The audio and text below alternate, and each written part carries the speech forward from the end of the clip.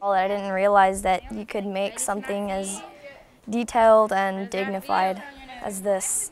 Students at Naples High School had the unique opportunity to mix two classes together to mold a lesson from an idea to canvas.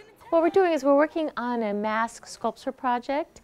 What the students have done is they've researched Indian tribes and tribal culture, and this was also taken from their English class. They did an assignment related to American Indian language. I started this mask and I went online and I found two masks that I thought had Native American importance to me.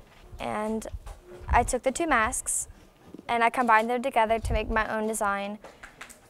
And when I did, I came out with this variety of colors and shapes, and it turned out to be really good. And then I guess we brought it to life. The connection between life and art can be seen throughout history and is one of the lessons students may learn from this project. Well, they can see the connection that subjects aren't just in English. You do not just study something in English. In art, you just do not just do art. That everything is related in the world and in school. I love the fact that they brought something from English to art class. I think putting it in textbooks won't really describe it as much as doing it yourself.